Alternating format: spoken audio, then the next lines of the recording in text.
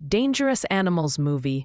कहानी शुरू होती है ऑस्ट्रेलिया के क्वींसलैंड के गोल्ड कोस्ट से। चमकती धूप, ब्लू ओशन वेव्स और टूरिस्ट्स का पैराडाइज। ऊपर से सब कुछ खूबसूरत दिखता है, लेकिन समुद्र की गहराई छुपा रही है खतरनाक सच। यहीं पर रहता है टकर, जाई कोटनी। उसके पास आता है एक कपल शार्क्स देखने के लिए। वो लड़के को बरहमी से मार देता है और पानी में फेंक देता है, जिससे हमें पता चलता है कि टकर एक चार्मिंग, हैंडसम, लेकिन अंदर से बिल्कुल मनोविकारी सीरियल किलर। वो शार्क डाइविंग टूर्स चलाता है जहां लोग थ्रिल के लिए आते हैं, मगर टकर का असली थ्रिल है अपने विक्टिम्स को शार्क्स के सामने छोड़ना। उसका तरीका डरावना है। पहले वो टूरिस्ट्स को अपनी बोट पे चार्म करके बुलाता है, उनको दोस्ती का नाटक करके सेफ फील कराता है, और फिर एक एक करके उनको समुंदर के हंग्री शार्क्स के सामने फीड कर देता है। और सबसे डिस्टर्बिंग चीज़, वो सब रिकॉर्ड करता है। उसके लिए ये एक आर्ट प्रोजेक्ट है, जैसे ह्यूमंस के फियर और डेथ को एक कलेक्शन में स्टोर कर। अब एंट्री होती है हीरोइन की, जेफर हैसी हैरिसन, एक young free spirited American surfer जो वैन में रहती है और अपनी सर्फिंग पैशन के लिए गोल्ड कोस्ट आई है। उसकी लाइफ केयर फ्री है। वो वेव्स के साथ जीती है, लोगों से कैजुअल फ्रेंडशिप्स करती है और अपने फ्रीडम पे फिदा है। एक दिन बीच पर उसकी मुलाकात होती है मोजेस, जॉश ह्यूस्टन से।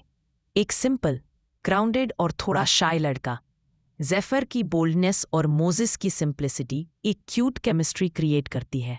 पहले दोस्ती होती है, फिर हल्का सा अट्रैक्शन। जेफर को पहली बार लगता है कि लाइफ सिर्फ सर्फिंग और फ्रीडम नहीं, शायद लव भी इम्पॉर्टेंट है। लेकिन कहानी ट्विस्ट लेती है। टकर ने जेफर पे नज़र डाल दी होती है। उसके लिए जेफर एक परफेक्ट टारगेट है, एक फ्री सोल जिसे बांधना और तोड़ना उसकी ऑब्सेशन बन जाता है। एक पूल पार्टी के बाद जब जेफर थोड़ी वल्नरेबल होती है, टकर उसे अपनी बोट पे बुलाता है। शुरू में सब कैजुअल लगता है, ड्रिंक्स, फन, फ्रेंडली टॉक्स। लेकिन धीरे धीरे जेफर को रियलाइज होता है कि कुछ सही नहीं है। फिर एकदम टकर उस पर अटैक करता है। नेक्स्ट मोमेंट जेफिर अपने आप को हैंडकफ्स में बंधी हुई पाती है, बोट के डेक पे। समुंदर के बीच 367 डिग्री पानी ही पानी, एस्केप का जीरो चांस। वहाँ उसे वही लड़की मिलती है जिसके पति को टकर ने मर दिया था। वो जेफिर को सब कुछ बताती है और समझने में देर नहीं लगती। वो शार्क के सामने फीड बनने वाली है। टकर शार्क्स को अपनों स्लेव्स की तरह यूज करता है। उसका मानना है कि शार्क्स और ह्यूमंस एक जैसे प्रेडेटर्स हैं। बस डिफरेंस इतना है कि शार्क्स अपने हंगर के लिए मरते हैं और ह्यूमंस अपने थ्रिल के लिए। यहाँ मूवी एक बड़ा फिलॉसफिकल पॉइंट उठाती है। असली मॉन्स्टर कौन है, शार्क या इंसान जो जानवर को अपना वेपन बना लेता है? फिर हमें वही लड़का दिखाया जाता है, जेफिर का दोस्त। वो जेफिर को ढूंढ रहा है, पर वो उसे कहीं नहीं मिलती। जेफर ग्रेजुअली समझती है, अगर उसे बचना है तो उसे सिर्फ टक्कर से नहीं, अपने दिमाग और हिम्मत से लड़ाई करनी होगी। मूवी के बीच बीच में बहुत ब्रूटल सीन्स हैं। टक्कर उस लड़की को पानी में धकेल देता है, जिससे वो हड़बड़ा जाती है और शार्क्स उसे चीर देते हैं।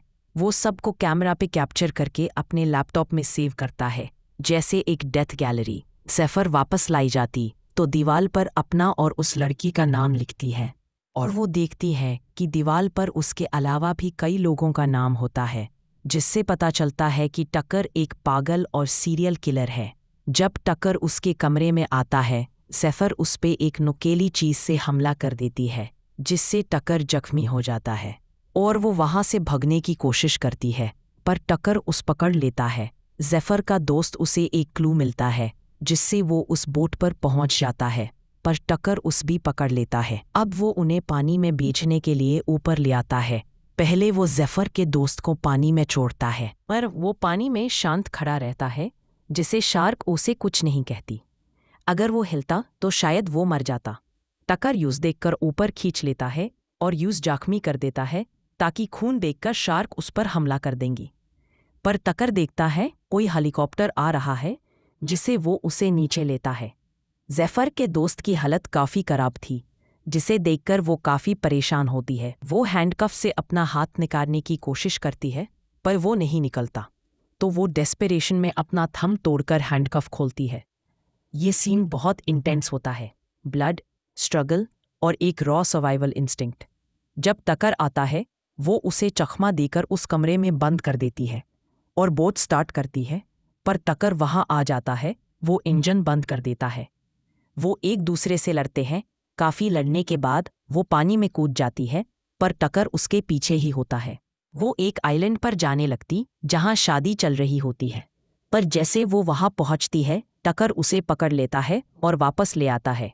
अब वो ज़ेफिर को पानी में डालता है, उसके दोस्त को नहीं, पर ज़ेफिर पानी में शांत खड़ी रहती है। वो देखती है कि एक बहुत बड़ी वाइट शार्क उसके पास आ रही, जिसे देखकर वो काफ़ी डर जाती है और टकर यूज़ देखकर काफ़ी खुश होता है। पर खूकी ज़ेफिर शांत थी, वो उसके कुछ नहीं कहती, जिसकी वजह से टकर शार्क को मारने लगता है, पर भला ज़ेफिर के पास आ जाता है, जिससे वो पानी में चली जाती है।